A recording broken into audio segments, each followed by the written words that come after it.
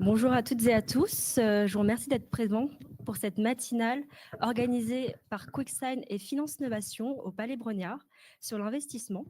En quelques mots, je suis Anne Ledreff, responsable de la filière banque au sein du pôle Finance Novation. Pour celles et ceux qui ne connaissent pas, Finance Novation, on est un pôle de compétitivité qui a été créé par l'État en 2007 et qui a pour objectif de rassembler les acteurs de la finance autour des grandes thématiques liées à l'innovation.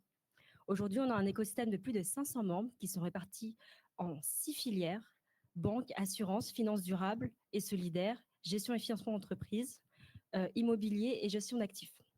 On organise régulièrement des grands événements, des matinales, mais on a également des groupes de réflexion, on fait des études, on fait des rencontres entre grands groupes et startups, on fait énormément de choses. Alors sans plus attendre, je vais donner la parole à Hugo qui anime cette table ronde. Merci Anne pour ton introduction. Merci aussi donc à Finance Innovation de nous accueillir dans leurs locaux. Merci à vous d'être présents dans cette salle et aussi merci à ceux qui nous écoutent en ligne. Je crois qu'ils sont à peu près 50, donc merci pour votre présence. Et bien sûr, merci aux speakers et aux sociétés représentées. Donc, je m'appelle Hugo Ferrand, je suis Sales Stratégiste chez QuickSign.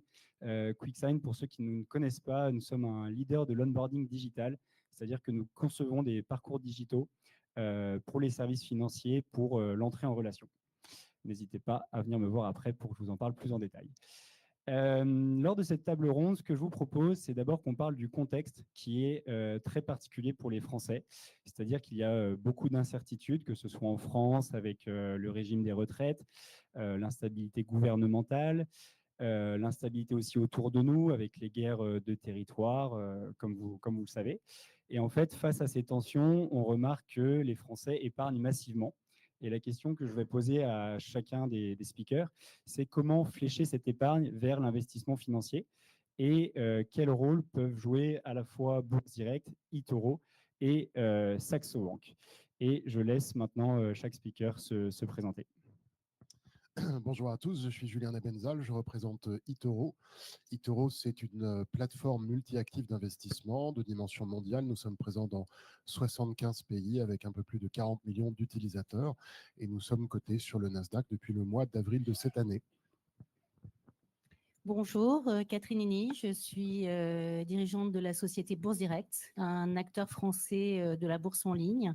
Nous comptons aujourd'hui plus de 400 000 comptes de clients et nous opérons principalement sur le marché français.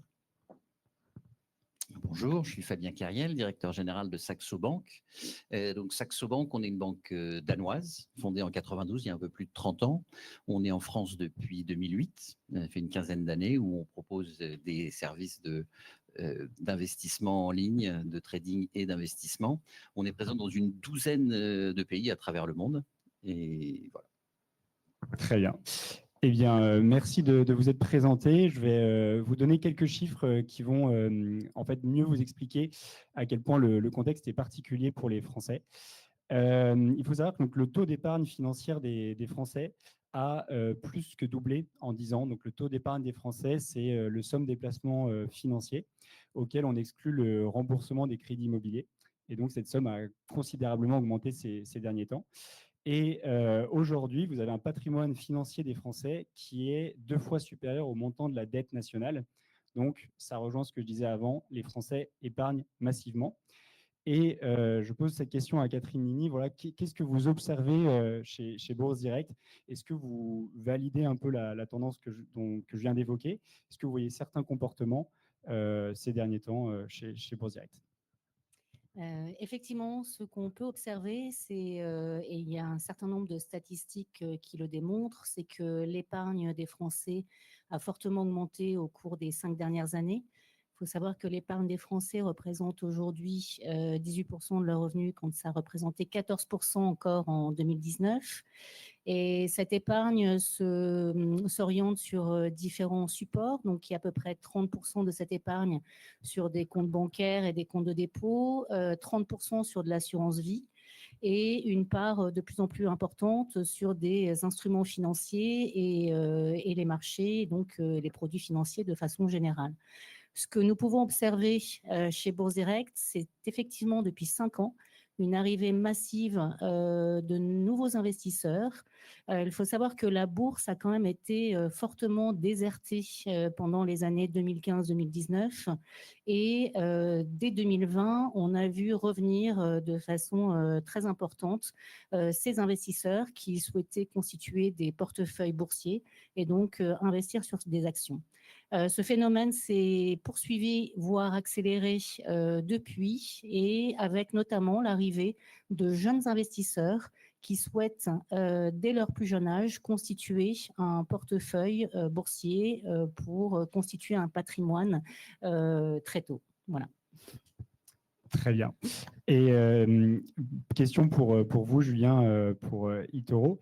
Est-ce que vous pouvez étayer ces propos? C'est-à-dire que je regardais les chiffres et j'ai vu qu'en 2024, on avait effectivement beaucoup de nouveaux investisseurs particuliers sur les marchés, précisément 216 000 nouveaux investisseurs en actions cotées et 246 000 pour les nouveaux investisseurs en ETF. Donc là, on va y revenir, mais les ETF, c'est vraiment une manière de démocratiser et c'est un produit financier qui a la cote, sans mauvais jeu de mots. Et donc, voilà, qu'est-ce qu'observe eToro comme raison d'aller investir alors qu'il y a de l'incertitude? Quand on est jeune, on n'a pas forcément les moyens, on a une aversion au risque qui est assez forte. Et en fait, pourquoi il y a des jeunes qui font le choix d'y aller malgré cette peur?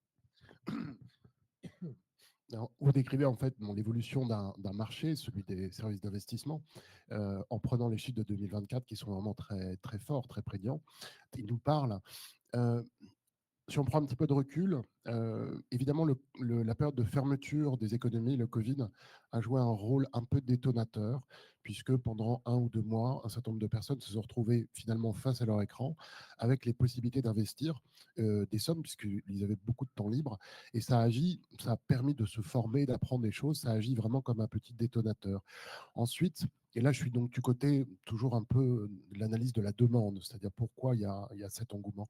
Et il y a un deuxième point qui serait plutôt à laisser aux sociologues, mais qui tente à montrer, ou ce sera confirmé, que dans les sociétés occidentales, il y a une prise en compte plus importante de la nécessité de gérer l'avenir de son patrimoine, peut-être de moins se reposer sur des systèmes collectifs. C'est un peu l'arbitrage entre la puissance des États qui sont plus endettés, ça génère un peu d'anxiété, l'endettement a toujours généré de l'anxiété, et donc chacun est tenté de se préoccuper un peu plus de ses finances. Ça, c'est des mouvements vraiment de fond du côté de la demande, et du côté de l'offre, l'offre est vraiment, elle progresse très, très, très bien et très vite, l'offre de services d'investissement. Sans faire une grande histoire, mais les années 2000, c'est l'apparition de la banque en ligne, on va dire.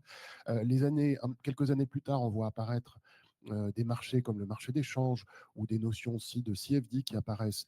Et puis, milieu des années 2010, c'est tout l'investissement en ligne, la possibilité d'avoir recours à ce qu'on a appelé à l'époque des robots advisors. Et tout ce mouvement-là, il a continué. La digitalisation s'est renforcée, s'est optimisée elle-même. C'est-à-dire qu'on fait les choses beaucoup mieux aujourd'hui qu'il y a 10 ans et qu'il y a 20 ans. Et donc, on obtient une évolution de l'offre vers beaucoup plus de transparence. Ça, c'est valable dans le monde entier. On arrive aussi à une accessibilité accrue avec des seuils d'investissement qui ne font que baisser, qui permettent à chacun de tester en fait sa capacité d'aller gérer son patrimoine à terme. Et puis, dans cette partie, alors ce n'est pas de l'innovation, mais c'est vraiment un point important de la profession, c'est tout ce qui va concerner la pédagogie, l'éducation, la formation. Je crois que tous les acteurs, on en fait partie évidemment, ne serait-ce qu'au travers de notre eToro Academy, mais tous les acteurs ont souhaité, chacun à leur manière, mieux former leurs clients à la finance. Et en fait, quand vous prenez la partie demande et la partie offre, vous obtenez un marché qui est véritablement en croissance avec les chiffres de 2024. D'accord. Eh bien, voilà, je pense qu'on peut tous se réjouir que ce soit un marché en croissance, mais il y a quand même des freins qui demeurent, voilà, puisque le nombre de Français qui investissent demeure quand même assez bas, notamment quand on compare à d'autres pays et en particulier aux États-Unis. Voilà, il y a seulement 1,7 million de Français qui sont des investisseurs actifs selon l'AMF en 2024. Donc voilà, question plutôt pour Julien, pour Saxo Bank, pour Fabien, pardon, pour Saxo Bank. Si on avait une baguette magique, qu'est-ce qu'on pourrait changer dans les mentalités pour que ceux qui n'investissent pas encore fassent travailler leur argent et aillent sur vos plateformes pour investir? Alors, comme vous le disiez, on a 1,4 million d'investisseurs actifs donc, qui ont acheté des titres cotés l'année dernière. On a 7,2 millions de PEA en France. Donc, c'est dire que la part d'inactifs est assez élevée. On a le meilleur taux d'épargne financière d'Europe. Je crois qu'on est à 10, on a dépassé les 10%, on est devant l'Allemagne. Donc, on est le pays en Europe qui, et vous donniez la définition tout à l'heure de l'épargne financière, qui investit le plus dans son patrimoine financier. Mais on est extrêmement fort pour épargner en France, mais on est nul pour investir. Et il y a un vrai problème, je pense, de culture en France. Il y a déjà une aversion au risque qu'on retrouve à travers les dernières peut-être générations, en tout cas les dernières décennies. Ça s'améliore, la tendance est bonne, donc il faut s'en réjouir, mais il y a quand même des freins. Il y a, je pense, cette aversion au risque qui est assez culturelle en France. Et on retrouve ça dans la typologie des métiers, on retrouve ça sur l'entrepreneuriat il y a 25 ans, 30 ans qui était beaucoup moins développé. On a un manque d'éducation financière. Alors, Julien parlait des efforts qu'on fait tous pour l'éducation financière. Il y a un mouvement de fond d'éducation financière à travers les acteurs qui forment leurs clients, des influenceurs, en tout cas des gens sur les réseaux sociaux qui développent des vrais parcours de formation. Et donc, il faut faire la part des choses entre certains qui sont dans d'autres zones géographiques et qui font plus du commerce que de la formation. Mais il y a aussi énormément de personnes qui vont vraiment des vrais parcours de formation en ligne et qui mettent à disposition des néophytes ou des investisseurs débutants des vrais parcours de formation et de sensibilisation. Mais avec cette évolution et avec cet engouement qu'on a vu, parce que le marché, même si on part d'assez bas avec 1,4 million, est en forte progression, il y a aussi pas mal d'arnaques qui en refroidissent certains. On a fait une étude avec Opinionway il y a 6 mois et on demandait effectivement quels sont les freins. Et donc, il y a la peur de l'arnaque qui est extrêmement forte. Et donc, il y a de la part des acteurs un peu mainstream comme nous, de rassurer, de former, d'expliquer comment ça passe et de dire, bah, quand vous passez par des gens qui sont régulés, qui sont réglementés, qui sont contrôlés par différents régulateurs, il n'y a quand même pas beaucoup de risques. Donc, faites attention avec qui ou comment vous investissez. Et le deuxième frein qu'on voyait, c'est que la plupart des Français pensent que l'investissement est réservé à une élite. Une élite soit financière, et donc j'ai quelques milliers d'euros de côté, ce n'est pas pour moi l'investissement. Alors qu'on voit les seuils et les minimums d'investissement qui baissent pour les ouvertures de compte. Chez tout le monde, ça baisse. Donc c'est une idée conçue qu'il faut combattre. Et la deuxième élite, c'était une élite de sachants. De dire, ah ben non, moi je ne connais pas, je ne peux pas investir. Et donc, ce qui est important, c'est que de faire tomber ce biais, de faire tomber ces freins pour dire, mais passer à l'action. On est dans la série des jeux de mots entre la cote et le passage à l'action, mais ce qu'il faut, c'est faire ce premier pas. Et on a des coachs avec des applis pour faire du sport, on a des coachs pour se mettre et faire ce premier pas pour prendre son avenir financier en main. Et alors, c'est une tendance de fond, je suis d'accord. Il y a vraiment des jeunes aujourd'hui qui s'intéressent, il y a des salons qui se développent, il y a des forums en ligne où on sent que la nouvelle génération, est-ce que c'est anxiogène parce qu'on leur parle de la retraite qu'ils n'auront jamais? Est-ce que c'est l'environnement économique un peu hésitant en ce moment où ils se disent non, il faut que je fasse quelque chose, mais il y a cette volonté de prendre les choses en main. Mais ce qui est important, c'est de faire le premier pas. Parce que ouvrir un compte et se dire tiens, je vais investir 100 euros, 200 euros, 300 euros, c'est à la portée de beaucoup de monde. Alors, c'est sûr, ce n'est pas ça qui va changer votre vie, mais en revanche, ce passage à l'action, ça peut débloquer énormément de choses. Donc, les freins, il y en a effectivement qui sont culturels, mais l'avantage, c'est qu'en communiquant, en formant, en éduquant, on peut les combattre et on peut changer les choses. Donc, même s'il y a des freins, je reste très confiant quand même sur l'avenir. Bien, content d'entendre votre enthousiasme. Et je vais rebondir sur ce que vous disiez, le premier pas. En fait, tant mieux qu'il y ait beaucoup de jeunes qui vont, qui n'ont plus peur d'aller investir. Mais on remarque aussi que la concurrence entre les plateformes d'investissement est accrue. Il y a de plus en plus de choix. Et donc, j'aimerais maintenant vous interroger sur vos différences, votre proposition de valeur, votre positionnement, pour savoir, voilà, une fois qu'un jeune, notamment, a dépassé sa peur et va aller investir ses fameux 300 premiers euros, comment vous allez le recruter, le rassurer et finalement l'onboarder sur un PEA, un compte titre ou une autre enveloppe financière. Et donc, question pour eToro, quelle est votre proposition de valeur, votre positionnement et surtout la cible de vos investisseurs particuliers, s'il vous plaît? Alors, dans votre question, votre introduction, il y a la partie onboarding, comment est-ce qu'on ouvre un compte, et ça répond en fait à la question suivante. On est un réseau social avant tout, donc en fait, il n'y a pas d'ouverture de compte préalable. On peut simplement s'enregistrer gratuitement sur le réseau et avoir accès à la totalité ou la 99% des ressources de la plateforme. Donc, toute personne peut venir découvrir les différents actifs qui sont proposés et puis regarder le réseau social, les gens qui échangent entre eux et finalement participer à sa propre formation, voire dans certains cas contribuer. Alors, ce qui nous différencie, bon, on est une plateforme multi-actifs avec des produits qui sont dans le monde entier. Alors, on n'est pas forcément les seuls, mais enfin, dans la capacité à traiter des actions, des ETF, des matières premières, des cryptos avec un wallet et encore d'autres services, je ne vais pas tout détailler, on fait partie d'un petit groupe de personnes qui font ça. Ensuite, depuis la création de la société il y a 18 ans, les mots d'ordre sont toujours les mêmes. L'accessibilité, donc on a toujours été très accessible, on l'est toujours et on cherchera à l'être encore plus sur les nouveaux produits. Il y a la transparence, le fait que tout le monde ait accès à toute forme d'information disponible dans la plateforme, ça c'est vraiment clé. Et puis la pédagogie, j'ai eu l'occasion d'en parler tout à l'heure, on a beaucoup investi dans le schéma eToro Academy. Après, ce qui va vraiment faire quelque chose qui est unique chez nous, c'est la capacité de regarder ce que d'autres investisseurs font et donc, en les observant, de choisir de les copier. Alors, les copier, ça veut dire, c'est quelque chose qui est très simple, c'est de dire, je constate que telle personne a une composition de portefeuille, un objectif ainsi décrit. Je regarde ses performances sur 1 an, 2 ans, 3 ans, 4 ans. Je vais même assez loin. J'ai la volatilité du portefeuille, j'ai le score ESG du portefeuille de la personne. Et si je trouve que cet ensemble me correspond, eh bien, je peux décider d'investir, mais pas investir 10 000 euros, investir par exemple 100 euros ou 200 euros. Et ce faisant, trouvant un investisseur qu'on appelle les popular investors, investisseurs populaires chez nous, trouver un investisseur qui correspond à ce que je veux, je peux en trouver un deuxième, un troisième et un quatrième. Et une fois que vous en avez 1, 2, 3, 4 et que vous avez sélectionné aussi 1, 2 ou 3 ETF, bah, vous commencez à être extraordinairement diversifié en fait, par construction.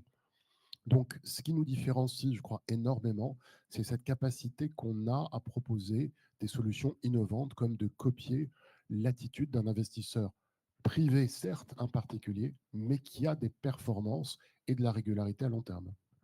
Et donc, vous avez souligné l'importance du réseau social eToro. Vous avez parlé de crypto également, de copy trading. Ça sonne un langage assez jeune. Donc, est-ce que ça veut dire que vous ciblez en particulier les jeunes ou pas nécessairement? À partir du moment où on s'est constitué autour, notamment de valeurs d'accessibilité, on se tournait naturellement vers les jeunes. Quand on a priorisé l'éducation, et ça encore une fois depuis 18 ans, on se tournait vers ceux qui n'avaient pas cette formation, donc naturellement les jeunes. Quant à la partie des cryptos qui existe depuis 2012-2013 chez nous, c'est vraiment la conviction des fondateurs que cette zone d'évolution des instruments financiers est tout à fait clé et stratégique. C'est pour ça qu'ils l'ont mis en place et que nous l'avons dans eToro. Il se trouve après que les cryptos peut-être parlent plus à des gens de moins de 40 ans qu'à des gens de plus de 40 ans. Ça, c'est la conclusion finale. Mais c'est quand même au départ vraiment un choix stratégique de l'entreprise. D'accord. Bien, merci pour nous avoir expliqué votre positionnement. Et vous, Catherine Nini, qu'en est-il de Bourse Direct? Comment vous positionnez-vous? Qui ciblez-vous en particulier, s'il vous plaît? Alors, Bourse Direct, c'est un acteur historique du marché français. C'est une société qui a été créée en 1996 et donc qui va fêter ses 30 ans l'année prochaine. Et de ce fait, nous avons une clientèle assez large en termes de profil, même si au cours des dernières années, nous avons pu observer un rajeunissement de notre clientèle. Globalement, l'âge moyen de la clientèle chez Bourse Direct est autour de 48-50 ans. Les moins de 35 ans représentaient à peu près 15% en 2019. Ils représentent aujourd'hui un peu plus de 30%, ce qui montre le rajeunissement de la clientèle. Mais cependant, nous avons une clientèle quand même historique, assez mature, avec des portefeuilles de taille assez significative. Et donc, nous avons toujours privilégié chez Bourse Direct l'expertise. En fait, nous sommes restés fidèles à notre cœur de métier qui est la bourse, et la bourse vraiment au service à la fois de la transparence et de la performance. Ce qui nous intéresse chez Bourse-Direct, c'est vraiment de proposer le service de meilleure qualité. Et c'est la raison pour laquelle nous avons fait le choix d'intégrer toute la chaîne de valeur de notre métier. C'est-à-dire que nous avons nos propres équipes de développement qui développent à la fois sur nos plateformes web, mais également nos applis mobiles. Nous avons toutes nos équipes qui assurent l'animation d'une table de marché avec des experts de la bourse capables de répondre à toutes les questions des clients, des questions techniques sur les OST, sur tout instrument. Et nous avons créé notre propre back-office. Donc, nous assurons la tenue de compte, conservation des comptes titres de notre clientèle. Et le fait d'avoir développé toute cette chaîne de valeur nous apporte une maîtrise assez forte, finalement, du service que nous proposons à nos clients. En tant que négociateurs, nous nous sommes attachés très vite, dès 2010, à la qualité d'exécution, parce que cela nous paraît être un point extrêmement important qu'on oublie souvent, malheureusement. Effectivement, les clients sont très attachés aux tarifs de courtage, à la gratuité des courtages. Cependant, ce qu'il faut savoir, c'est que la qualité de l'exécution peut avoir un impact très fort sur le portefeuille du client.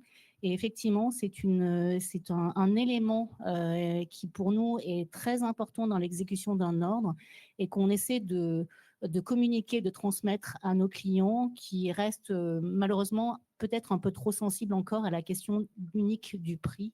Et le prix, c'est aussi l'exécution de l'ordre. Donc, nous avons travaillé depuis de nombreuses années sur la qualité d'exécution en exécutant les ordres de nos clients sur différentes plateformes de façon à aller rechercher systématiquement le meilleur prix d'exécution pour nos clients.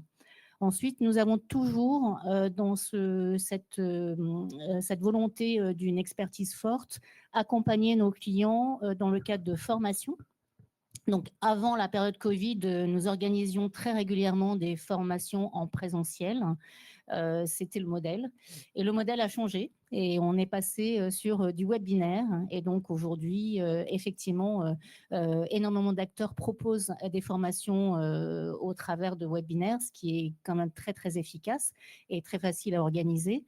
Et je pense que ça va dans un sens qui est très favorable à l'éducation des Français qui ont vraiment besoin de mieux comprendre le fonctionnement des marchés, mieux comprendre l'intérêt de l'investissement sur différents produits financiers et donc pouvoir développer ainsi leur patrimoine au travers d'instruments financiers.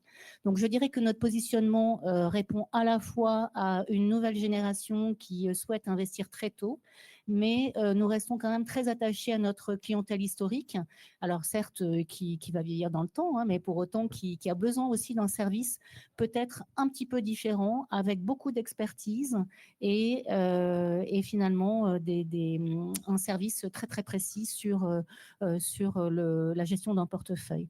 Par ailleurs, Bourse Direct, nous sommes une société cotée depuis 1999 et pour nous, c'est un gage aussi de transparence vis-à-vis de nos clients qu'ils puissent depuis de nombreuses années suivre l'évolution de la société, ses résultats, sa performance aussi. Et donc, nous attachons à cette transparence pour nos clients. Très bien, merci de nous avoir expliqué vos différenciations et notamment l'ordre à la meilleure exécution, très important. Et voilà, Fabien, qu'en est-il de Saxo Bank? Et peut-être si vous pouviez aussi expliquer, vous êtes danois d'origine, la répartition des clients en France par rapport aux autres pays autour de nous, s'il vous plaît. Alors, donc Saxo, effectivement, on est une banque danoise fondée en 92. Et la particularité de Saxo, c'est que ça a été conçu comme une boîte très proche de la tech. Notre fondateur aime bien dire qu'il était une fintech avant que le mot existe. C'est comme tous les entrepreneurs qui aiment bien faire des bons mots. Mais c'est vrai que donc il a monté quand même une boîte de courtage à l'époque où il n'y avait pas Internet. Et donc, on a commencé avec le téléphone et puis ça s'est développé fin des années 90, l'apparition d'Internet. Il était la première plateforme de trading ou d'investissement au Danemark. Et la façon dont la boîte a été construite, c'est qu'on met en relation des clients qui veulent exécuter des ordres avec des lieux, des places d'exécution à travers le monde. Donc, ça peut être des places réglementées, les bourses, Euronext, Nasdaq, les États-Unis, on propose pas mal d'exécutions. Ça peut être des pools bancaires, ça peut être des des SMN, des systèmes multilatéraux de négociation.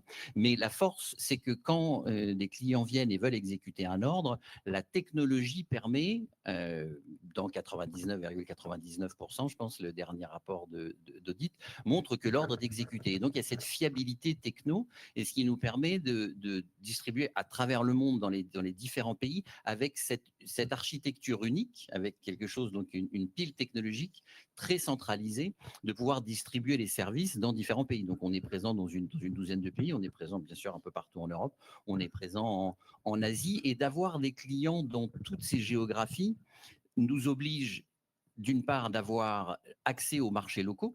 Et donc, effectivement, quand on a un courtier ou une banque à Singapour, à Tokyo, à Hong Kong ou en Australie, on est obligé de proposer ces marchés-là.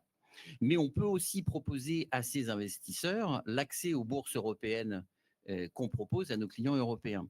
Donc, une des forces de Saxo, c'est d'avoir une gamme de produits, et notamment sur les actions extrêmement larges, qui permet aux investisseurs du monde entier d'avoir accès à toutes les places de négociation sur lesquelles on est branché.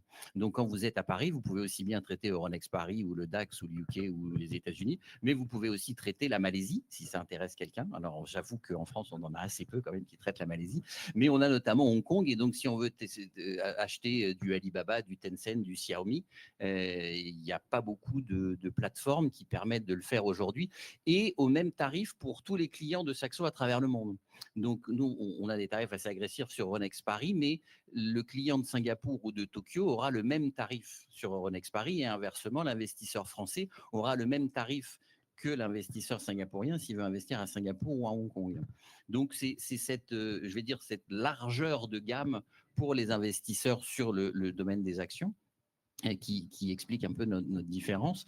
Et également la gamme au sens large de produits, de classes d'actifs, puisqu'on propose bien sûr les actions, les ETF, les obligations, les OPCVM pour les investisseurs. Mais si, comme on veut accompagner les clients un peu tout au long de leur vie, ou différents types d'investisseurs, s'ils veulent évoluer vers des produits un peu plus agressifs, que ce soit les options, que ce soit les futurs, pour mettre en place des stratégies, ils ont la possibilité de le faire. S'ils veulent faire des opérations de change, s'ils veulent faire des opérations sur le CFD, c'est aussi des produits qu'on propose. Donc, l'écrasante majorité des clients viennent pour des produits d'investissement, donc acheter des titres au comptant, que ce soit des titres cotés.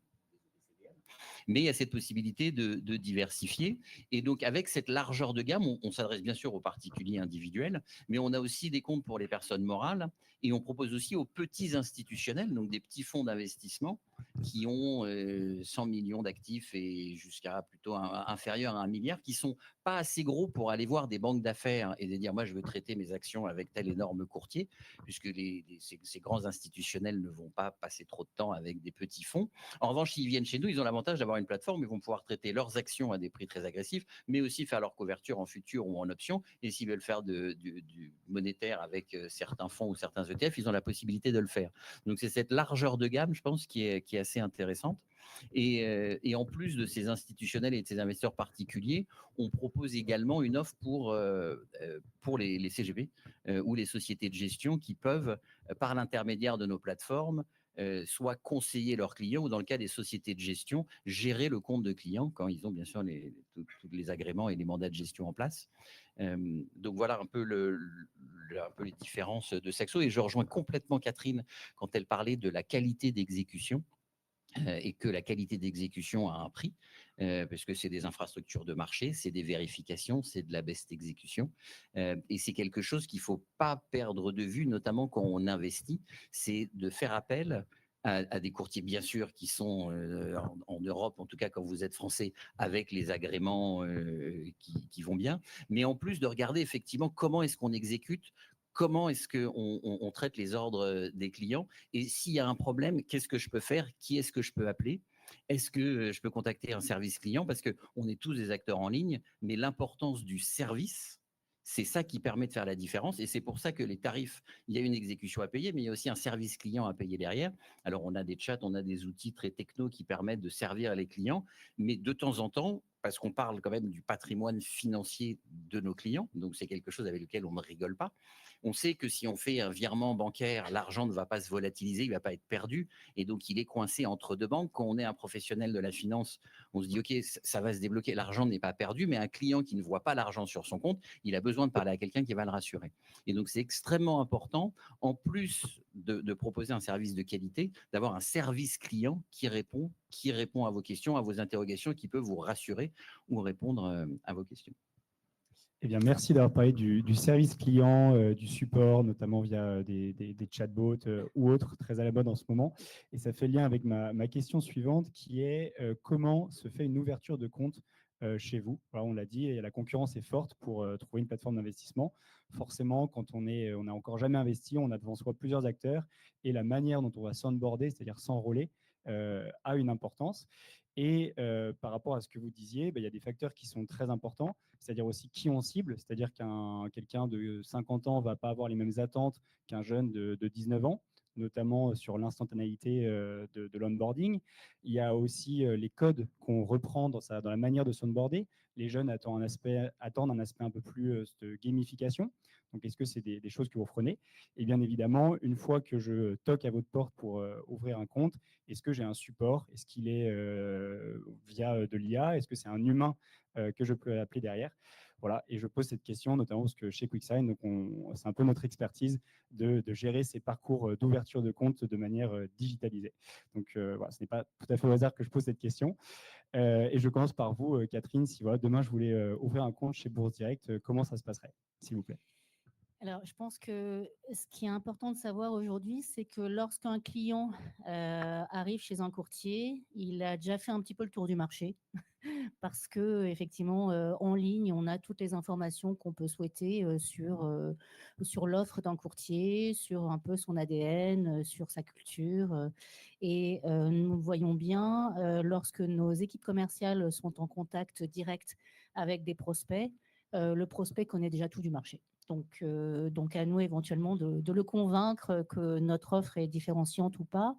Maintenant, je dirais que les parcours d'onboarding sont pour l'ensemble des acteurs du secteur 100% digitalisés. Hein, il n'y a pas de débat sur ce sujet-là. Avec des choix, je dirais, de déroulement de l'onboarding potentiellement différents. Il faut savoir que dans les process d'onboarding des clients, nous avons quand même des contraintes réglementaires assez fortes. Nous sommes sur des marchés régulés et nous devons obtenir un certain nombre d'informations à la fois sur les patrimoines et sur l'expertise des clients dans le cadre de l'ouverture de leur compte pour après être en mesure de les accompagner au mieux, de surveiller tous les mouvements de trésorerie des clients dans le cadre de nos obligations de surveillance du blanchiment qui font partie des obligations de l'ensemble des acteurs, mais également de l'expertise du client pour lui proposer les produits adaptés à son niveau de connaissance du marché. Donc, certains acteurs ont fait le choix de faire des onboarding très rapides et très simples avec le minimum d'informations et ensuite, une fois que le client est sur la plateforme, d'itérer sur des questions complémentaires. Donc, le parcours peut paraître très simple dès le départ, mais après, il y a toutes ces questions qui arrivent. Et d'autres acteurs ont fait le choix, un peu comme nous, de poser toutes les questions dès le départ. Comme ça, une fois que le client est dans son environnement, on ne l'embête plus avec des nouvelles questions sur sa connaissance.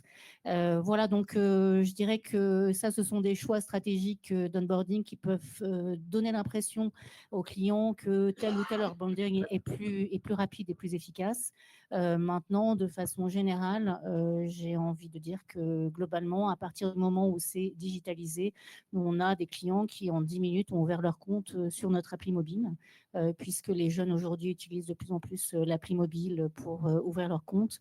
Et ça fait partie aujourd'hui d'une qualité de service aussi que nous devons aux prospects et à nos futurs clients. Et vous avez parlé du questionnaire de connaissances clients, c'est-à-dire que si je réponds des mauvaises réponses à ce questionnaire-là, je pourrais avoir mon accès qui est refusé pour certains produits financiers chez Bourse Direct. Alors non, ce n'est pas un accès refusé, c'est que si nous observons que vous ne connaissez pas le produit, lorsque vous allez vouloir passer un ordre sur ce produit, vous aurez des messages d'alerte vous indiquant que votre niveau de connaissance n'est pas suffisant pour pouvoir investir sur cet instrument qui présente peut-être des risques plus forts que d'autres instruments. Et donc, nous vous avertissons à plusieurs reprises, attention, attention, attention. Et maintenant, si le client veut quand même appuyer sur le bouton, ben, il prend ses responsabilités. D'accord. Je ne ferai jamais ça. Très bien. Et pour vous, Julien Itoro, vous avez expliqué qu'en fait, il y a 2 niveaux d'ouverture de compte. C'est-à-dire que je peux commencer à m'inscrire sur la partie réseau social et ensuite m'inscrire sur la partie plateforme d'investissement. C'est bien ça? Oui, c'est ça. L'idée, c'est pour toute personne qui veut découvrir les possibilités d'investissement avec nous, c'est d'abord de s'enregistrer gratuitement et de regarder tout ce que la plateforme propose comme service, tous les actifs différents. On a automatiquement un compte virtuel, ce qui permet de faire déjà des premières opérations, de se familiariser avec les systèmes de passage d'ordre, de suivi de portefeuille, positionner des ordres de stop de protection, de prise de profit. Donc, tout un ensemble de choses qui, avec le contenu de l'académie, de pédagogie, permet à chacun de pouvoir faire ses premiers pas. Et ensuite arrive la partie justement de l'onboarding. Alors, nous, on a opté pour faire un onboarding très simple, pour donner un accès rapide à des produits très simples, qui sont les actions et les ETF, pour faire court. Donc là, c'est quelques questions. Que ce soit 5 minutes, 6 minutes, 7 minutes, ça dépend de la vitesse de chacun. Mais enfin, c'est devenu une commodité pour notre industrie, hein, que ça se fasse sur ordinateur ou sur téléphone. Je crois qu'à peu près tout le monde est capable de faire un onboarding rapide pour au moins des premiers produits. Ensuite, pour aller découvrir d'autres produits, qu'il s'agisse d'effets de levier, qu'il s'agisse de crypto, qu'il s'agisse aussi de copy trading, que nous considérons comme un niveau de connaissance déjà avancé, alors il faudra répondre à des questions complémentaires, à l'issue desquelles on est capable de dire à la personne vous pouvez accéder à tel type de produit ou vous ne devez pas accéder à tel et tel type de produit parce que vous n'avez pas les connaissances suffisantes. Donc, cet onboarding qu'on a choisi permet à tout individu de commencer tout de suite. Et il y en a beaucoup, notamment, on parlait tout à l'heure de la clientèle des jeunes. Quand ils arrivent, ils sont plutôt attirés par des solutions les plus simples et les plus transparentes possibles. On revient toujours au même terme. Donc, des ETF, un portefeuille d'ETF, des versements programmés, des choses comme ça, qui permettent de commencer à construire le patrimoine, de regarder comment ça évolue. Et ça, c'est typiquement le premier niveau d'ouverture de compte que je décrivais en quelques minutes. D'accord. Merci de nous avoir détaillé cette approche. Et je pose donc la question maintenant à Fabien pour Saxo Bank sur comment ça se fait chez vous, s'il vous plaît. Donc, c'est un parcours digitalisé. Il y a un seul compte chez Saxo qui permet, alors on peut y accéder à travers différentes plateformes, mais c'est le même compte sur lequel vous négociez. C'est un parcours digital, que ce soit pour les personnes physiques ou les personnes morales. On a aussi un flow 100% en ligne. Et comme le disait Catherine, c'est qu'il y a des obligations réglementaires qu'on doit respecter. Donc on se doit de poser un certain nombre de questions sur les connaissances du client, l'expérience, mais aussi sur l'origine des fonds. Parce que quand quelqu'un nous dit qu'il va investir des centaines de milliers d'euros ou des millions d'euros, dans ces cas-là, on doit vérifier. Pour les investisseurs, ou en tout cas le plus grand nombre des investisseurs qui n'investissent pas des montants supérieurs à 100 000 ou 200 000 euros et qui sont employés, salariés, qui ont un profil de risque assez faible, on va dire. Parce que quand on entre en relation avec un client dans la banque, on est obligé il y a une classification des risques où on doit attribuer un profil de risque à chaque client et en fonction de ce profil de risque, on se doit de mettre des mesures de surveillance en place. Mais donc pour les clients qu'on juge d'avoir un niveau de risque modéré, dans ces cas-là, l'ouverture se fait instantanément et le client peut, dès qu'il a fini son parcours d'entrée en relation, approvisionner son compte. Et ce qui est bien, c'est que maintenant que c'est obligatoire, toutes les banques sont obligées de le faire sur tout ce qui est virement instantané. Enfin, c'est pas en tout cas dans la zone eurozone. Donc, vous pouvez à la fois faire votre parcours d'entrée en relation, ouvrir votre compte, il est validé, vous avez votre IBAN, vous pouvez investir et mettre en place, approvisionner votre compte, et ensuite mettre en place soit un versement libre programmé si vous voulez faire des versements récurrents, ou alors se dire tiens, j'ai envie de passer à l'action, pour reprendre le bon mot de tout à l'heure, tout de suite, et donc d'acheter directement des actions. Mais donc, ce qui est intéressant, et c'est une des forces des parcours en ligne, c'est que si on se prend en main et on se dit, OK, je m'y mets, ça peut être assez rapide. En revanche, il ne faut pas, et vous parlez de gamification tout à l'heure, il faut pas se tromper, investir, c'est pas jouer. Alors, tester, c'est une chose, et on peut tester avec des petits montants, mais il y a pas mal d'applications ou d'intermédiaires.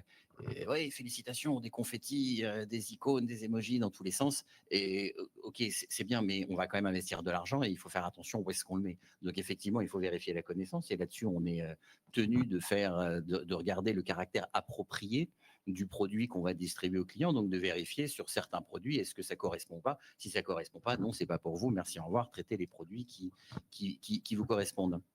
Donc, l'avantage du digital, c'est que ça rend l'expérience client assez flexible et donc on peut guider le client étape par étape de je suis sur le site, tiens, je vais regarder, j'ouvre un compte, je clique sur le bouton et étape par étape, on peut l'amener assez rapidement, encore une fois, selon son profil de risque, jusqu'à être effectivement investi et avoir acheté, avoir fait ce premier pas parce que c'est le premier pas qui est le plus important. Il faut briser la glace, comme on le disait tout à l'heure, et c'est casser ce frein. Et quand les clients ont la chance de pouvoir faire tout ce parcours d'une traite, d'approvisionner et d'être dans cet environnement-là, derrière, ils peuvent conclure et passer leur première opération. Merci. Vous m'avez tous les trois convaincus. Je vais aller ouvrir des comptes chez vous juste après la conférence. Les Français sont multibancarisés, donc n'hésitez pas. C'est ce que je vais faire alors. Mais peut-être ce qui sera déterminant pour mon choix, ce sera aussi les fonctionnalités que vous proposez. Est-ce qu'il y a des fonctionnalités qui sont différenciantes que l'un propose et pas l'autre? Voilà, je ne sais pas si c'est une question à laquelle vous pouvez répondre. Je vais commencer par vous, Fabien, chez Saxo Bank. Alors, la différenciation, en fait, ça dépend des besoins du client. Quand on a un investisseur qui vient et qui dit, moi, ce que je veux, c'est acheter des ETF ou acheter et établir un portefeuille d'actions.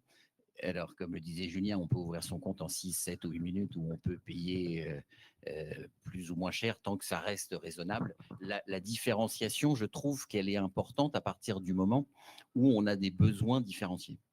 C'est-à-dire que pour la grande majorité des investisseurs qui veulent ouvrir un compte et qui veulent se mettre en situation de gérer eux-mêmes leurs finances, la différenciation, elle importe peu. Ensuite, c'est en fonction des évolutions. Ce qu'il faut, c'est pouvoir accompagner le client en fonction de son parcours personnel et de se dire que ce soit un jeune qui commence à travailler, qui a un peu d'épargne, mais qui n'a pas acheté sa résidence principale, donc qui va avoir un investissement d'horizon assez court terme, qu'est-ce qu'on peut lui proposer?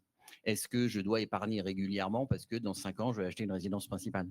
Est-ce que dans 15 ans, mes enfants seront à l'université et ça risque de me coûter cher s'ils décident de faire une école de commerce ou d'ingénieur plutôt que la fac? Donc, je mets de l'épargne de côté, je fais des versements, j'ai un objectif et donc j'épargne vers cet objectif. Ou alors, non, ça y est, je peux juste épargner pour me faire plaisir ou pour transmettre. Donc, ce qui est important pour se différencier, c'est de comprendre quels sont les besoins des clients et donc de répondre aux différents besoins. Alors, comment est-ce qu'on peut faire ça? C'est en les guidant à travers de l'éducation, dont on a parlé tout à l'heure, et c'est en fonction du niveau de sophistication de nos clients d'avoir une réponse assez graduée, donc d'avoir des plateformes et des services assez simples et intuitif pour les gens qui débutent ou les gens qui ont une faible expérience. Mais en revanche, pour les clients qui évoluent, qui s'intéressent ou qui, par leur formation, par leur expérience professionnelle, ont déjà des compétences financières avancées, là, il faut pouvoir leur proposer des services. Et je pense que si on parle de différenciation, on a bien sûr nos plateformes propriétaires, donc on en a 3 chez Saxo. On a une plateforme pour les investisseurs assez débutants, puis une plateforme qu'on appelle Saxo Trader qui est soit en ligne, soit carrément téléchargeable, et là ça devient un logiciel de salle des marchés, mais on a, je pense, quelques pourcents de nos clients qui l'utilisent. Mais on a aussi des plateformes tierces, on travaille avec des plateformes comme ProRealTime, avec TradingView, avec Multichart. Donc chaque investisseur ou chaque investisseur actif, quand il passe un cap, derrière peut trouver un service qui lui correspond, avec ce que je disais, la variété de l'offre, que ce soit sur les places boursières pour les actions, soit sur les classes d'actifs au sens large. Donc, je pense que c'est en fonction des besoins des clients, et c'est une discussion qu'on avait tout à l'heure avant que la table ronde commence, c'est qu'il ne faut pas chercher, comme on dit dans le jargon, à cross-seller ou up-seller un client dès qu'il arrive. Un client qui est débutant et qui vient, parce qu'il me dit, on m'a parlé d'un ETF diversifié sur l'ensemble des pays développés, il ne faut pas chercher à lui mettre autre chose dans les mains, puisque c'est le premier pas qu'il fait. Peut-être que dans quelques années, il voudra autre chose. Et donc, c'est de l'accompagner idéalement tout au long de sa vie, s'il fait le choix d'être fidèle au courtier qu'il a choisi. Mais c'est de comprendre ce que veulent les clients et d'y répondre, et pas de chercher à tout prix à cross-seller, up-seller, et souvent mettre des produits dans les mains des investisseurs qui ne leur correspondent pas. D'accord. Merci pour cet éclairage. Et Julien, voilà, même si vous avez déjà parlé effectivement de la fonctionnalité de test pour tester sur des valeurs fictives, vous avez aussi parlé du copy trading. Est-ce que vous pouvez peut-être détailler ce qu'est eToro Academy, parce qu'on a beaucoup souligné l'importance de l'éducation financière. Qu'est-ce qu'on trouve sur eToro Academy? Est-ce que c'est une fonctionnalité différenciante? Première fonctionnalité quand même différenciante, je dis au tout début de l'intervention de cette table ronde, c'est le côté multi-actif.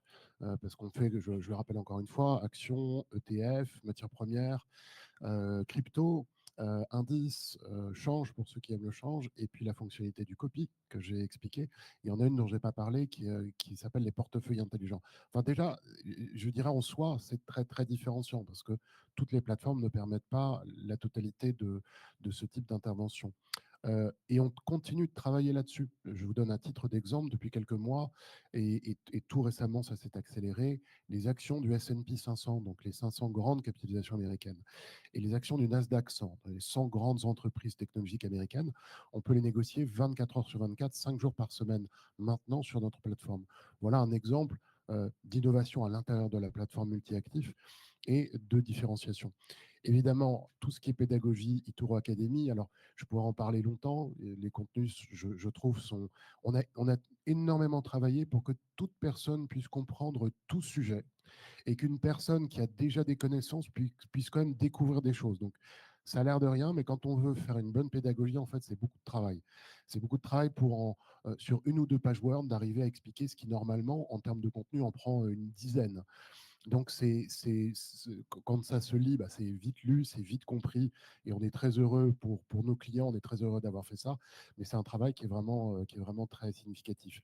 Alors, je peux donner peut-être aussi un petit mot sur les portefeuilles intelligents, parce que bon, j'ai déjà parlé du copy trading qui nous singularise beaucoup. Les portefeuilles intelligents, c'est quelque chose qu'on a lancé dans la suite du copy trading. Ce sont des portefeuilles que nous composons avec notre équipe de recherche, ou bien qui sont composés par des partenaires, et sur des thématiques particulières. Ça permet à nos clients de découvrir la composition du portefeuille, du dit portefeuille, son objectif, de voir aussi son historique de performance à nouveau avec des métriques. J'ai parlé de la mesure de la volatilité tout à l'heure. On retrouve les mêmes métriques que dans les portefeuilles copiés, la métrique aussi des ESG, des scores ESG. Donc, tout un ensemble d'informations. Et la personne, notre client, peut investir dans ces portefeuilles. Alors, un des portefeuilles qui a eu beaucoup de succès, qui a été lancé il y a 1 an et demi, c'est évidemment le portefeuille dédié à l'intelligence artificielle. On a créé un portefeuille de 30 titres. Alors, on a une méthodologie qui est assez, je dirais, à la fois, qui est rigoureuse évidemment, mais qui est assez standard, hein, c'est-à-dire sélection de qualité dans les titres, minimum de liquidité, de manière à ce que ce soit vraiment réplicable pour nous et donc pour nos clients. Hein, la gestion de ce portefeuille, eh bien, voilà un portefeuille qui n'existait pas sur d'autres plateformes, que les gens pouvaient consulter, voir la composition, pourquoi on avait choisi telle et telle valeur du secteur de l'intelligence artificielle. Et donc, finalement, en un clic, on retrouve toujours la même chose, simplicité, accessibilité. En un clic, décider de mettre 100 euros, 500 euros, 1000 euros, 3%, 5%, 17% de son portefeuille sur la thématique de l'intelligence artificielle. Je cite celle-là. Il y a 4 ans ou 5 ans, on a créé par exemple le portefeuille des véhicules autonomes. Donc, toutes les entreprises du monde qui travaillent sur la notion de véhicules autonomes, comme les fameuses Google Cars que vous connaissez, dont vous avez entendu parler. Voilà, je pourrais faire une liste assez longue, mais on a une capacité de réaction grâce à notre équipe de recherche à ces thématiques de marché qui apparaissent. Et plutôt que de les présenter sous la forme d'un fonds avec un DC, un prospectus, on va plus directement regarder la composition du portefeuille, la performance du portefeuille et, comme je l'ai dit, un ensemble de métriques qui permettent à chacun d'évaluer la pertinence de ce portefeuille pour lui. Très bien, merci Julien. Alors chez Boursiac, je ne sais pas s'il y a des portefeuilles intelligents, je sais qu'il y a du prêt de titres. Voilà, donc est-ce que Catherine, vous pourriez nous détailler les fonctionnalités spécifiques à Boursiac, s'il vous plaît? Oui, alors effectivement, je pense que chez Bourse Direct, on a un positionnement peut-être un petit peu différent dans la mesure où on est resté très attaché finalement à l'humain. Effectivement, on est dans le monde du numérique, de l'information, des réseaux, de tout ce qu'on veut. Il y a plein d'informations partout. Il faut pouvoir faire le tri. Et nous, on a fait le choix, comme je l'indiquais tout à l'heure, de l'expertise et de l'expertise au travers d'une équipe qui est en mesure d'accompagner nos clients, de répondre au téléphone, de leur donner des informations.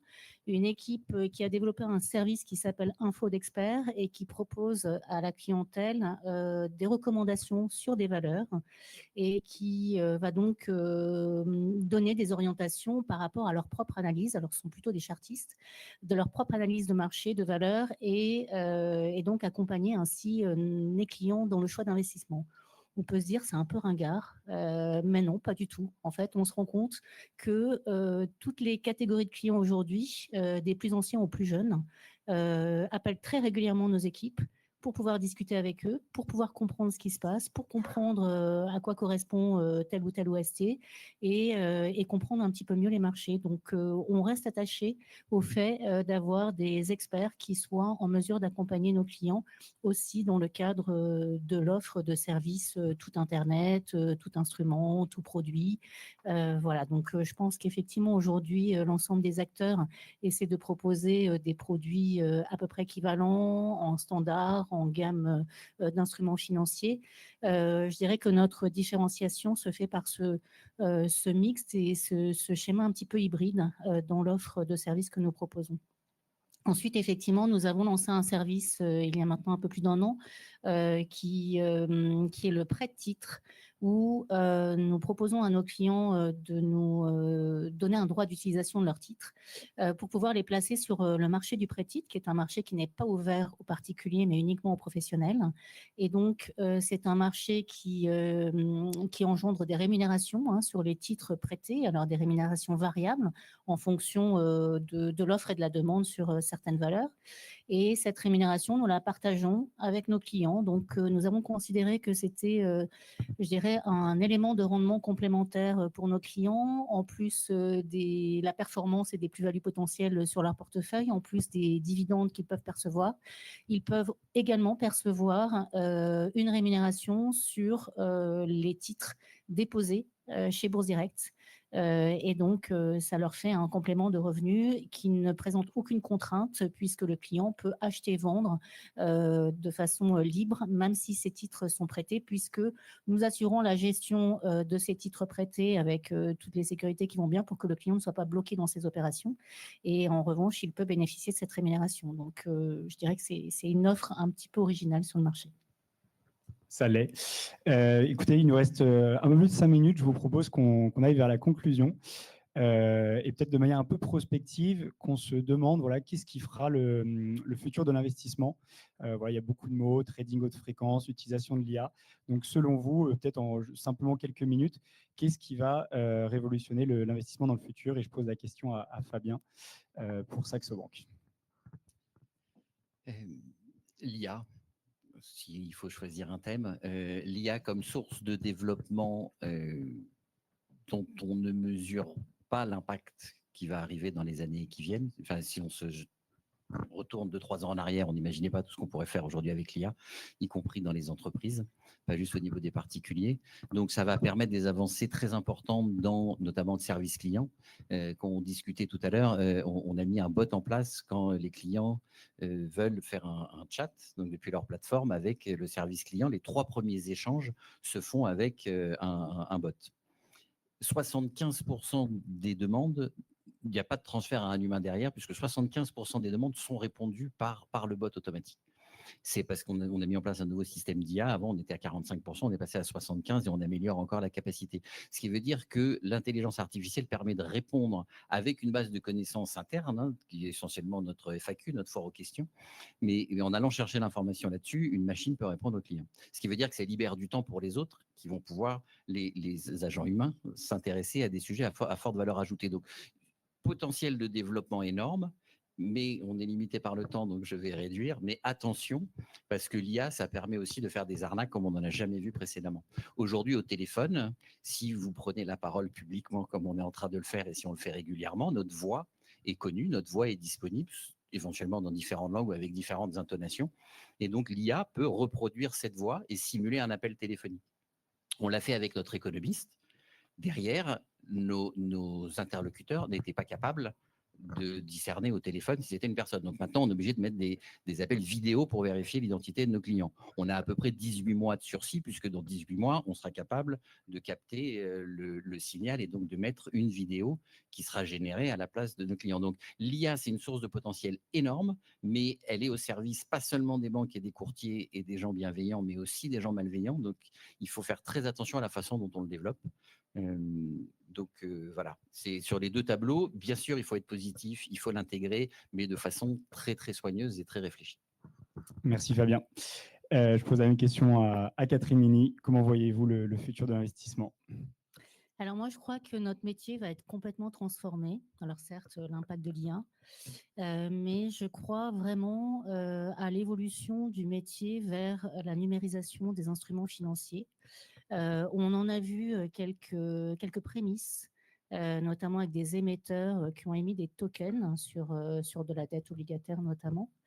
Et je crois vraiment qu'à partir du moment où les banques centrales et les banques nationales vont être en capacité de délivrer une monnaie numérique, et je ne parle pas de crypto-monnaie, je parle de monnaies numériques qui seront régulées, centralisées, cela va faire basculer le monde de l'échange des instruments financiers vers du 100% numérique. Alors, je ne sais pas à quelle échéance. En tous les cas, c'est ma vision de l'évolution du marché. On a vu des industries qui ont été complètement transformées. Si on prend un exemple de l'industrie du disque, par exemple, on était sur du vinyle, on est passé au CD, et le CD a disparu pour finalement de la musique en streaming. Et donc, je pense que dans notre industrie, on va voir apparaître de plus en plus d'émetteurs qui émettront des tokens et que les particuliers pourront se les échanger au travers de plateformes qui sont des blockchains, puisque pour le coup, la crypto a été assez précurseur dans ce domaine de modalités techniques d'échange d'instruments.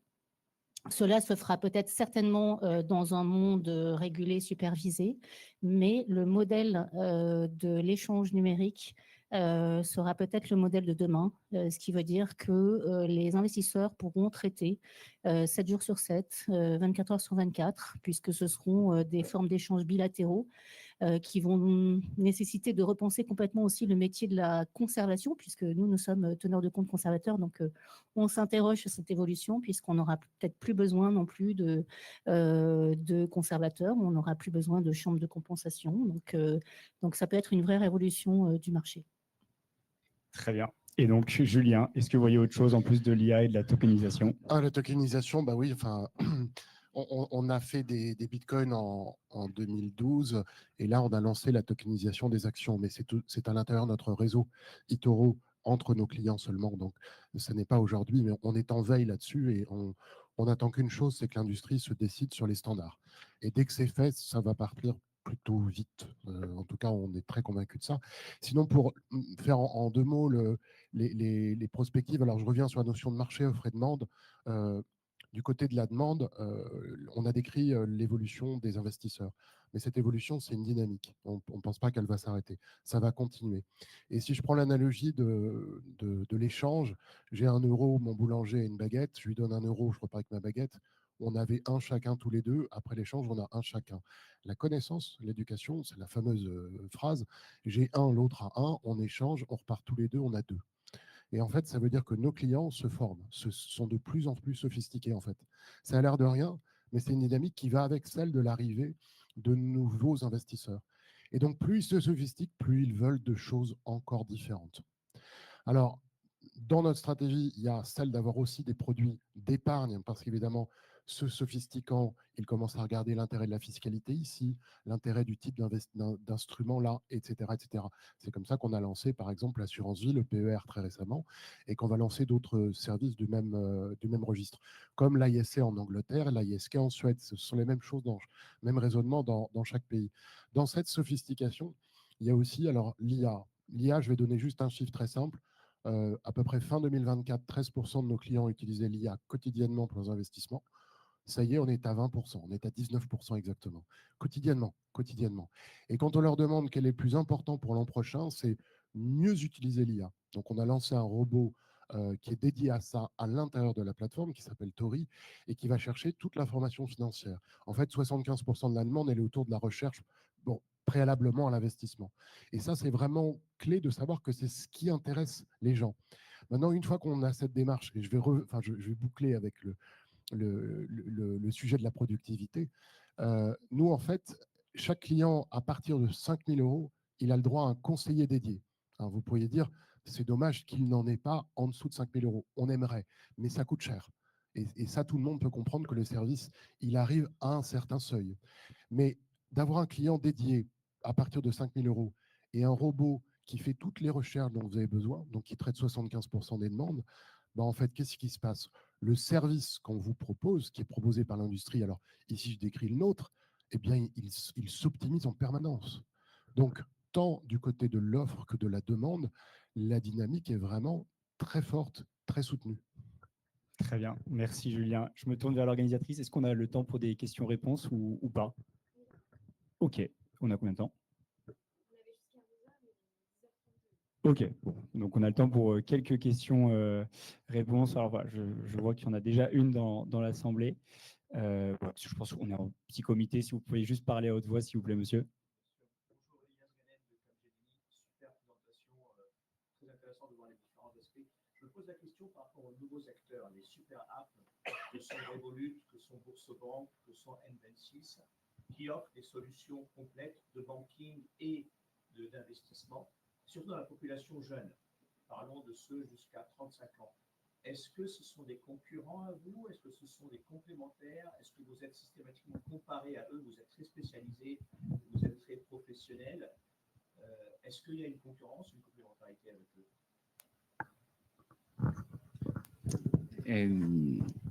Alors, ce qui est intéressant, c'est que dans votre question, vous avez associé N26, Revolut et Bourso.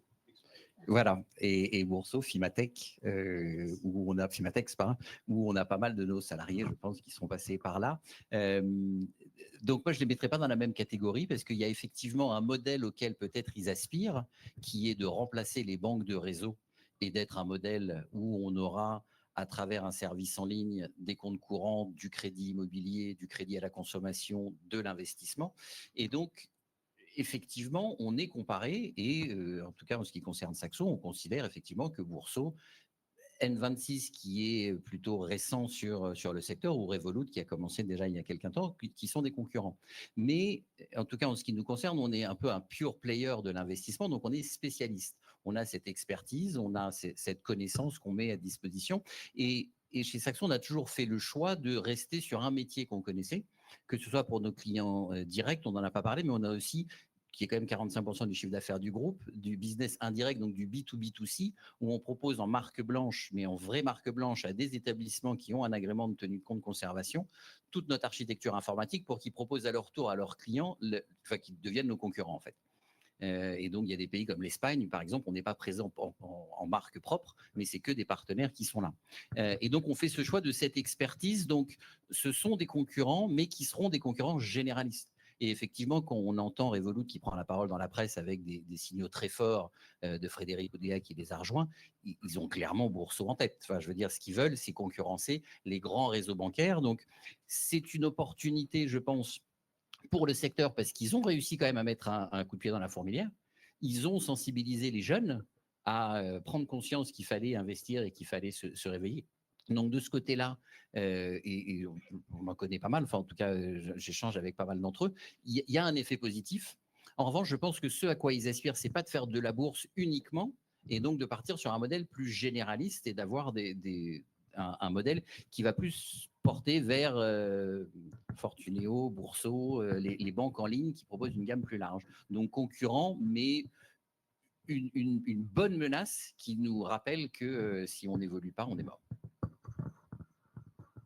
Ça vous convient comme réponse partagée? Oui, moi je dirais exactement la même chose. Je pense que c'est la différenciation entre un généraliste et un spécialiste. Maintenant, ça fait bouger les lignes. Ça permet aussi aux acteurs historiques d'avancer différemment. Mais pour autant, voilà, il y a une offre très large et certains clients vont rechercher plutôt le spécialiste. Oui, je vous en prie. Monsieur Bratique, JS Carway. Il y a une statistique qui fait beaucoup parler quand même ces derniers mois, c'est celle de la grande transmission, 9 000 milliards en France d'ici 2040. les acteurs de l'investissement, peut-être si on parlait du sujet, jouer un rôle là-dedans, sur lequel les banques privées, les patrimoines en tant que patrimoine des autres, sont déjà en train de pencher. Je peux dire un mot. Donc, comme on est coté, vous trouverez, si vous êtes intéressé, dans les relations investisseurs du site corporate d'eToro, l'intervention de notre CEO. On a 4 piliers stratégiques de développement. C'est un des 4. Donc, on est complètement sur le sujet. On y est déjà à 100%. Il faut qu'on monte à 200%. C'est central stratégiquement. Alors, on est une plateforme, je veux redire qu'on est une plateforme multi-actifs qui assure un service de pédagogie le plus fort possible pour que le niveau de sophistication de nos clients progresse et qui développe des offres locales. Donc, c'est déjà, je pense, une grande partie de la réponse. Mais le reste est dans les éléments de la stratégie, c'est-à-dire qu'on travaille dessus. Peut-être une chose, un constat en tout cas qu'on fait, cette transmission qui va arriver et qui va même démarrer, on va passer d'une génération à l'autre et on va arriver sur une génération qui va détenir le patrimoine qui est digital de naissance, ou quasiment. Et donc, le modèle de la banque privée tel qu'elle est aujourd'hui, qui a des avantages pour les gens qui sont peut-être retraités aujourd'hui, avec une forme de service qui est particulière et une tarification qui va avec, ne correspond pas, dans la plupart des cas, à la nouvelle génération. Et donc, le vrai challenge qu'on va avoir, c'est pour les banques privées traditionnelles de se réinventer et de se dire, OK, comment je fais pour garder la génération d'après? Et pour pas qu'elles viennent dans c'est des acteurs comme chez nous. Donc, on est plutôt assez bien placé. Nous, on se rend compte que, alors, encore une fois, on ne fait pas de conseil, on ne fait pas de gestion. Donc, on est vraiment un accès au marché financier. On se rend compte qu'il y a des jeunes générations qui quittent pour la partie « je gère mes investissements tout seul », donc c'est une petite partie de leur patrimoine, qui viennent chez nous et qui quittent les banques privées parce que le service est équivalent, la tarification est beaucoup plus intéressante, parce qu'on n'a pas tous les autres services que proposent les banques privées. Donc ce challenge, je pense que c'est vraiment les banques privées traditionnelles qui vont devoir se la poser et de se dire comment est-ce que j'intègre de la tech ? Comment est-ce que je simplifie mon service pour pouvoir garder ces nouvelles générations? Et donc, c'est plutôt bon signe pour nous. Moi, j'ai tendance à penser que la question de la transmission est avant tout liée à la question de la fiscalité. Et ce qu'on peut penser, c'est que la mobilité s'accroît, c'est-à-dire que les jeunes générations aujourd'hui n'hésitent pas à bouger, à se déplacer, à vivre ailleurs, voilà. Et donc, l'enjeu, effectivement, c'est de pouvoir continuer à capter et à conserver ces clientèles-là, quel que soit leur choix de destination. Et donc, c'est un point important pour tous les acteurs aujourd'hui qui ont une capacité sur un plan international. On a peut-être le temps pour une dernière question. Alors, je ne sais pas s'il y en a dans la salle ou des questions en ligne que je ne vois pas. Autrement, moi, j'avais bien évidemment une autre question en tête. Donc, voilà, je ne sais pas s'il y en a, sinon je vais y aller. On parlait donc des jeunes. Pourquoi être jeune et aller investir? Donc, il y a évidemment la quête de rentabilité, c'est évident. Et est-ce qu'il peut aussi y avoir la quête de sens? On est un peu la génération qui, soi-disant, est en perpétuelle recherche de sens. Et je pose la question notamment du rôle qu'on peut avoir en tant qu'investisseur. Voilà, aux États-Unis, il y a eu l'affaire GameStop qui montre vraiment que les investisseurs particuliers peuvent avoir un rôle à jouer, que ce soit dans la gouvernance d'entreprise, dans les décisions d'entreprise. Est-ce que c'est le cas en France? Je peux être investisseur d'une entreprise du CAC 40 et jouer d'une manière ou d'une autre un rôle et donner du sens à mon investissement. Alors, donner du sens, oui, mais enfin, je ne devrais pas dire mais d'ailleurs.